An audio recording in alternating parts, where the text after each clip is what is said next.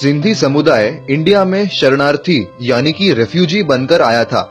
आज सिंधी लगभग हर क्षेत्र में आगे हैं। इनके योगदान की हर कोई सराहना करता है। आइए जानते हैं सिंधी कम्युनिटी के बारे में कुछ मजेदार चीजें।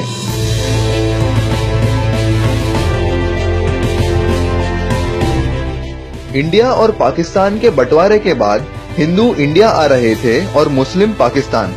पाकिस्तान के सिंध प्रांत में हिंदू मुस्लिम के बीच बेहद भाईचारा था, लेकिन बढ़ती असुरक्षा के कारण करीब 8 लाख सिंधी हिंदुओं ने पाकिस्तान छोड़कर इंडिया में शरण लेने का कड़ा फैसला लिया। पूरे इंडिया में आज 25 लाख से ज्यादा सिंधी हैं। भारत में सिंधियों की आबादी सबसे ज्यादा मुंबई के उल्लासनगर एरिया में है। सिंधी भाषा को भारत सरकार ने 1967 में 15वीं ऑफिशियल लैंग्वेज घोषित की थी। ज्यादातर सिंधी हिंदू हैं, लेकिन कुछ सिंधी सिख धर्म के सिद्धांतों को भी मानते हैं। इन्हें सहजधारी कहते हैं। सिंधियों का न्यू ईयर यानी कि चेटी चंड सबसे बड़ा त्योहार होता है। ये त्योहार भगवान झूलेलाल के जन्मदिन पर मनाया जाता है, जिन्हें वरुण देव का अवतार मानते हैं। इस दिन सिंधी पानी को पूजते हैं।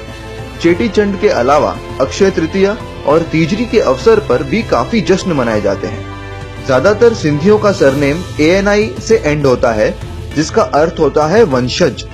ये सरनेम्स मोस्टली पूर्वजों के नाम से जुड़े होते हैं, जैसे गिडूमल के फैमिली का गिडवानी, मेहरचंद का मेहरचंदानी। एक चीज ध्यान में रखने जैसी ये है कि कुछ सिंधी सरनेम्स JA से भी एंड होते हैं, जैसे आहूजा और राहेजा।